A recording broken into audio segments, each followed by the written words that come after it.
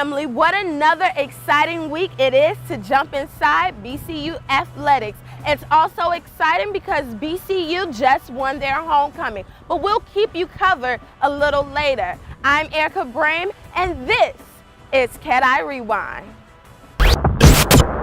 What an exciting weekend it was this past Saturday for some football, not only because it was homecoming, but because the Wildcats defeated the Howard Bisons 49-12. Check it, Anthony Jordan had 103 yards with 11 carries and 2 touchdowns, including the 79-yard touchdown run and over 1,000 career rushing yards. Ralph Williams with 11 tackles and LeBrandon Richardson with 2 sacks.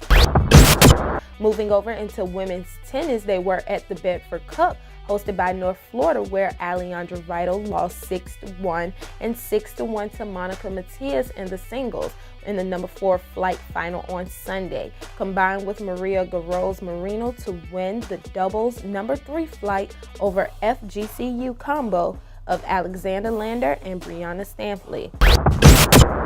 Over in women's golf, the ladies finished tied for 9th at the LPGA Xavier Invitational, where Andrea Orozco was the top finisher, finishing tied for 19th with a final round of 74. The next tournament will be October 20th through the 21st in Beals Creek, North Carolina for the Fighting Camel Classic. Over into cross country. The cross country were over at the Disney Cross Country Classic this past Saturday, where the men's finished 11th and placed by Ricky Brown with a total time of 25 minutes and 53.62 seconds, where the women finished in 18th, led by Nia Jokpan with a time of 19 minutes and 22.96 seconds. The next meet is the MEAC Championship in Smyrna, Delaware on November 1st.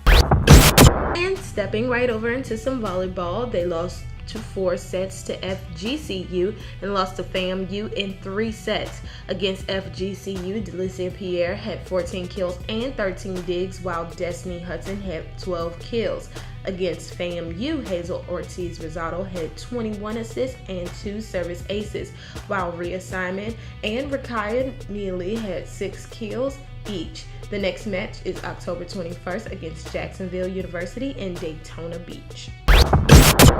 Hey Wildcat family, welcome to another week inside BCU Athletics, and sitting next to me is my friend and the person you all love to hear, Mr. Bowtie himself, Big T Tizzle, Terrence Gattling. Hey T, we're going to talk some football today because BCU had a great win for their homecoming game against Howard University. You got to talk about it. Yeah, it was definitely exciting this weekend. It was homecoming 2014 here at BCU. The homecoming festivities were awesome. The fans showed up, great support in Municipal Stadium. But the football game is what everybody came to see, and the Wildcats did not disappoint. They took care of business. The final score of the football game was 49-12. It seems like the Wildcat offense is finally turning on that light switch, and they're getting what the coaches want to do. And defensively, those guys were awesome. LeBrandon Richardson, Eric Williams, and Ralph Williams led the defense in tackles. He had 11 tackles on the day, so it was an amazing experience, an amazing homecoming.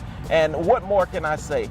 We got to talk about BCU going to Savannah State. Well, BCU plays Savannah State every year.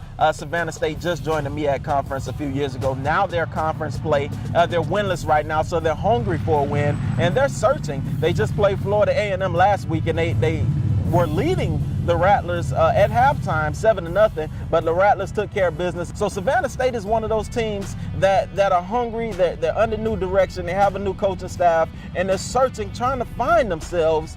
And I wouldn't be surprised if the Tigers catch somebody in the conference one of these days. They're going to catch somebody because they've been working. The key for BCU is to not fall asleep at the wheel. You can't fall asleep. You have to stay on top of things. This is one of the teams that you can't look past. You can't be looking ahead to South Carolina State, which we play the week after. You have to stay focused on this game. You have to live in the moment and be careful not to miss the moment. Right, and speaking of not missing the moment, you got to talk about how the offense of BCU and the defense are gradually changing. They're molding. So in those moments of being moldy, what you don't want to do is mess up. Right.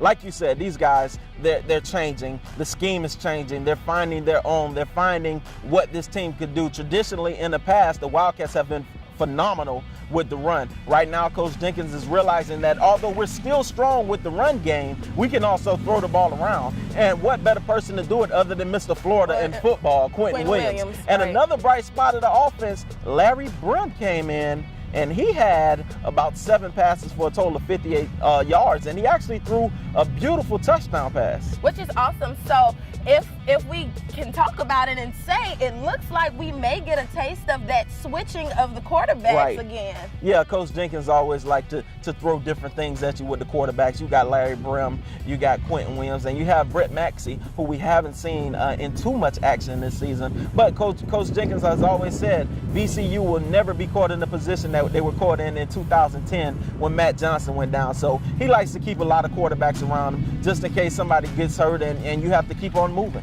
Well, and speaking of keeping on moving, we're going to keep on moving. And as usual, I'm Erica Brain, Terrence Gattling, and of course, we've got you covered. We do. We got you every week. Every week.